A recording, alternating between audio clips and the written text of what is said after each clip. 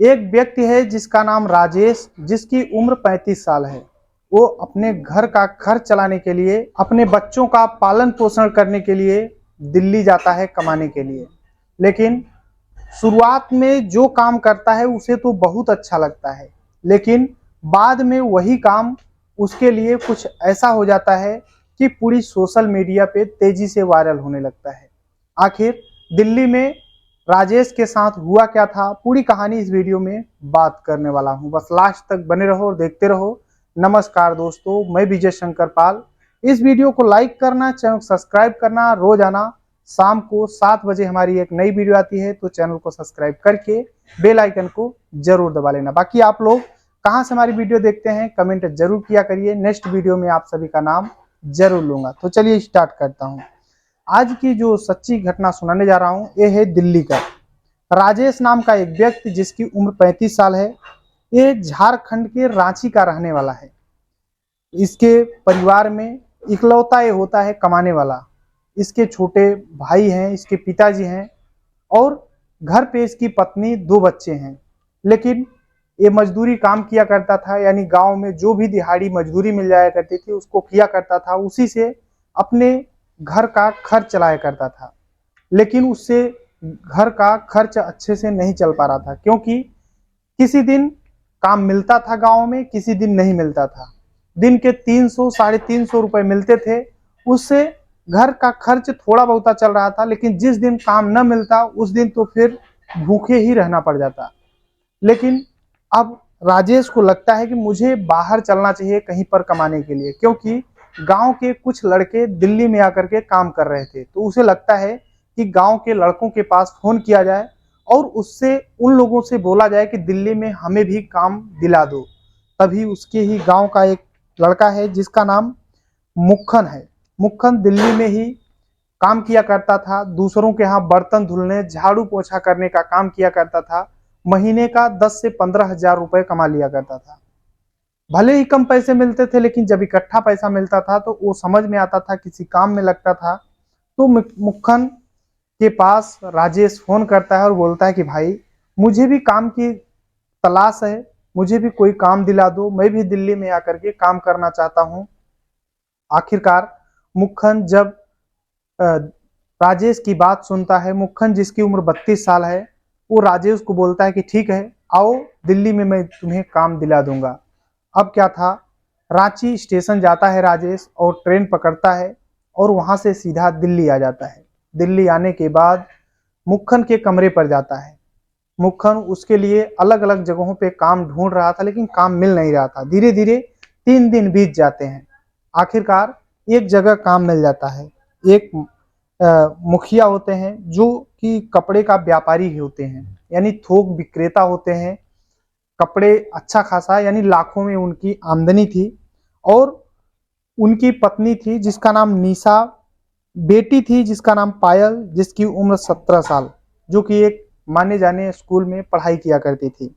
आखिरकार जो मालिक थे, उन्हें घर पे एक नौकर की तलाश थी, ताकि उनकी पत्नी और बेटी के लिए खाना बना सके, उनके लिए काम कर सके, झाड़ू पोछा का काम कर सके। आखिर उसके लिए काम की व्यवस्था हो जाती है, काम मिल जाता है। राजेश काम करना शुरू कर देता है, उसे 15,000 रुपये महीने का वेतन मिलने लगता है। राजेश बहुत खुश होता है कि चलो कम से कम एक मुझे काम मिल गया। सुबह उठ करके काम करना होता था, खाना बनाना, इधर उधर के काम, झाड़ू पोछा, कपड़े धुलना, और फिर दोपहर में उसे रेस्ट करने के लिए मिलता था। शाम टाइम में थोड़ा काम, उसके बाद उसके बदले में उसे 15,000 रुपये राजेश को मिल रहे थे। और मुक्खन भी काम लगा करके वो भी अपने काम पे चला जाता है, क्योंकि वो भी दूसरे जगह काम किया करता था।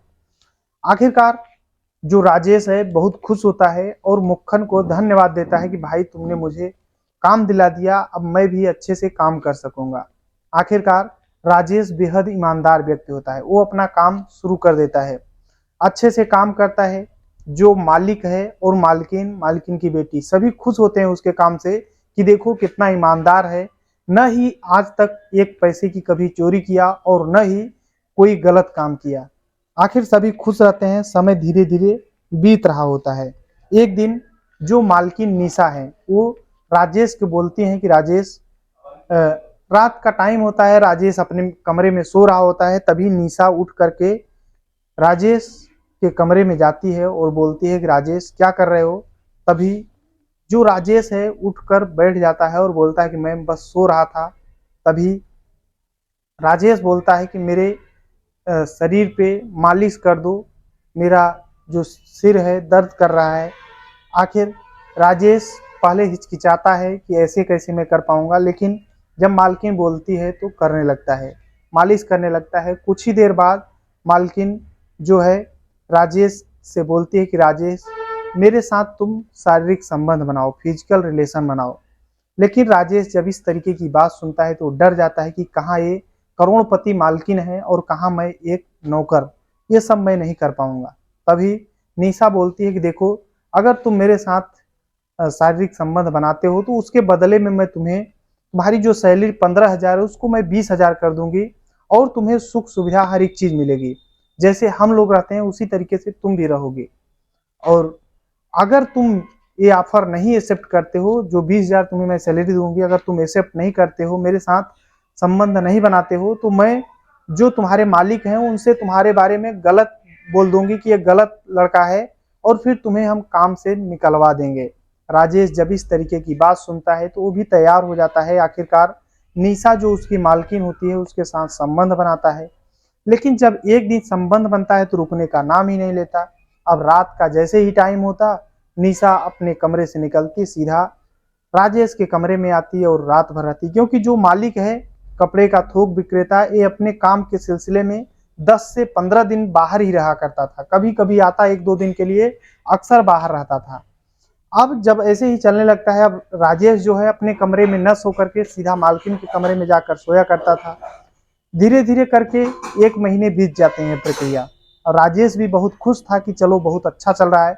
लेकिन जो बेटी पायल थी, इसे कहीं ना कहीं भनक लग जाती, क्योंकि उसी घर में वो भी रहती थी। उसे भनक लग जाती थी कि मेरी माँ जो है इसके साथ कुछ जरूर कर रही है। अब जो पायल है वो रेकी करना शुरू कर देती है। तभी एक दिन देखती है कि रात में जो राजेश है वो अपने कमरे से उठता है और सीधा निशा के कमरे में जाता है, और पायल देख रही होती है सब। और तभी पायल वीडियो बनाना शुरू कर देती है, और राजेश अपने मालकिन के कमरे में जाने के बाद फिर से फिजिकल रिलेशन बनाना शुरू कर देता है। और ये सब चीजें जो पायल है अपने मोबाइल में रिकॉर्ड कर लेती है। उसके बाद जब दूसरा दिन होता है तो पायल बोलती है राजेश से कि शाम को हमें दूध हमारे कमरे में दे दिया करो। आखिरकार जब दूसरी रात दूध लेकर के राजेश पायल के कमरे में जाता है तो पायल बोलती है कि ये वीडियो देख लो राजेश। और राजेश जैसे ही वीडियो देखता है उसके पैरों तले मानो जमीन खिसक जाती है और बोलती है कि मैं, मुझसे गलती हो गई। पायल जो है अपने माँ और इस नौकर की पूरी वीडियो दिखाती है, तो राजेश डर जाता है और बोलता है कि गलती हो गई, मैंने कुछ नहीं किया है। तो पायल बोलती है कि ठीक है, जो तुमने किया ये अच्छा नहीं किया है, लेकिन तुम भी अगर मेरे साथ भी शारीरिक संबंध बनाते हो तब तो ठीक है, तुम्हारी सैलरी जो मिल रही हो तो मिल ही रही है, मैं भी तुम्हें 5,000 एक्स्ट्रा दूंगी। अगर मेरे साथ नहीं करते हो तो मैं तुम्हें बदनाम कर दूंगी और तुम्हें इस नौकरी से निकलवा दूंगी। जब पायल इस तरीके से बोलती है तो राजेश पायल की बात मान जाता है और पायल के साथ भी संबंध बनाता है। अब जैसे ही निशा कहीं चली जाती, पायल राजेश के साथ संबंध बनाती, और जब पायल स्कूल चली जाती तो निशा और राजेश संबंध बनाते। ऐसे ही सिलसिला चल रहा होता है। पैसे भी ज़्यादा आ रहे थे, राजेश भी खुश था, लेकिन अब इसे ज़्यादा लोड का से पड़ रहा था, ये थक जाता, कभी बीमार हो जाता, लेकिन आखिर करे तो करे क्या, अब फंस चुका था उस जाल में।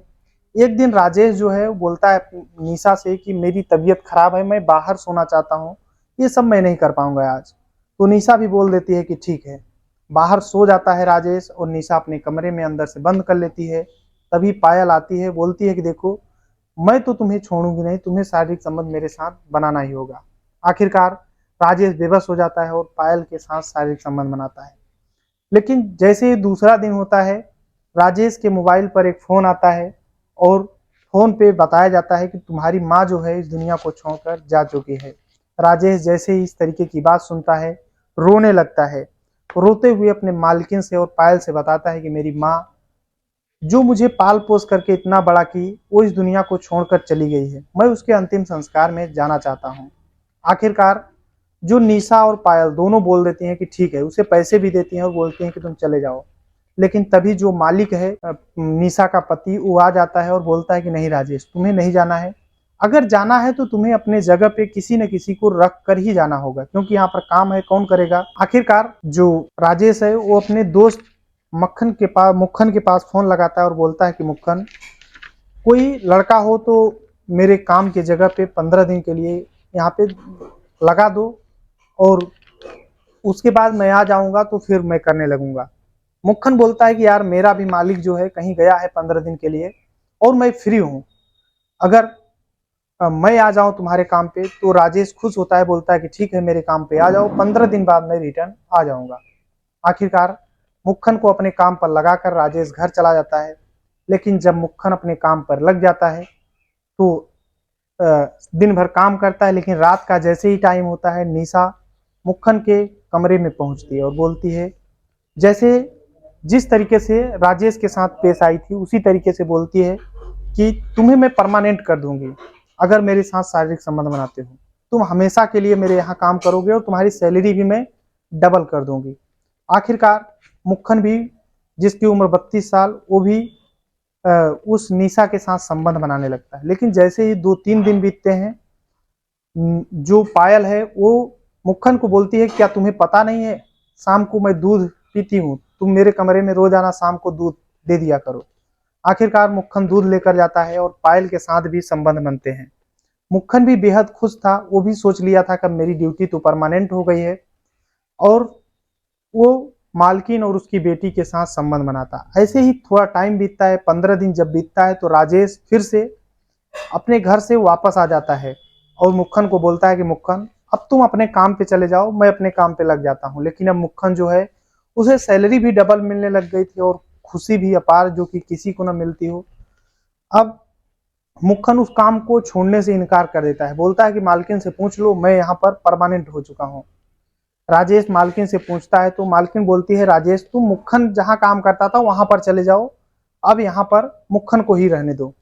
राजेश सब कुछ समझ जाता है और मालकिन से बोलता है कि मालकिन, मैं सब कुछ समझ रहा हूँ, तुम जो काम मेरे साथ कर रही थी वही काम अब मुक्खन के साथ करने लग गई हो। अगर ऐसे ही चलता रहा, मुझे काम पे नहीं लगाओगी, तो मैं मालिक से सब कुछ बता दूंगा। अब राजेश ये बात बोल करके वहां से चला जाता है, दूसरे जगह अपना काम करने लगता है। लेकिन अब ऐसे ही जब टाइम बीतता है तो एक टाइम आता है 22 जनवरी 2023। उसी दिन राजेश सड़क पकड़ कर जा रहा था, तभी कोई कार आती है, पीछे से टक्कर मार देती है और वो गिर जाता है और इस दुनिया को छोड़कर चला जाता है। तभी मुक्खन जो है, उसे पता चलता है, वो भी घर से कहीं बाहर गया था और पता चलता है कि राजेश इस दुनिया को छोड़कर चला गया है। तो घर पे राजेश के घर पर फोन करके सब कुछ बताता है और बोलता है कि एक्सीडेंट हो गया है। आखिरकार राजेश के घर वाले आते हैं, पुलिस आती है, पोस्टमार्टम करती है। लेकिन जो राजेश है, ये अपनी सारी बातें एक अपने दोस्त को बता रखा था पहले से कि ये सब मैटर चल रहा है ऐसे ऐसे। तो वो दोस्त बोलता है कि शायद इसमें इस मालकिन का या फिर इस मुक्खन का हाथ हो। पुलिस अब जांच पड़ताल करने लगती है, सीसीटीवी कैमरे निकालती है, तो वो गाड़ी जो थी निशा की थी और ड्राइवर जो थी वो पायल थी। यानी पायल ही थी जो राजेश को इस दुनिया से हटाई थी, क्योंकि वो सोच रही थी कि अगर ये जो राजेश है ये अब मेरे घर पे नहीं रहेगा तो सारी बातें किसी न किसी से बता जरूर देगा, वायरल हो जाएगा। इसीलिए लोग सोचे थे कि इसे इस दुनिया से हटा देंगे। लेकिन आखिरकार पता चल जाता है और उस निशा को भी पता चल जाता है कि मेरी बेटी कैसी है। वो तो सोचती थी कि सिर्फ मैं कर रही हूँ, लेकिन बाद में पता चलता है उसको कि मेरी बेटी भी ऐसी है। आखिरकार पुलिस निशा और पायल दोनों को गिरफ्तार कर लेती है और सलाखों के पीछे डाल देती है। आखिर गलत काम का गलत नतीजा, निशा और पायल ने गलत किया और अब जेल में सलाखों के पीछे पहुंच चुके हैं। और राजेश है जो उसने भी गलत किया कि शुरुआत में पैसे की लालच में किसी के कहने पर आ गया और एक समय ऐसा है कि उसे दुनिया छोड़कर जाना पड़ा। बाकी आप लोग इस पूरी कहानी में अपनी राय जरूर देना।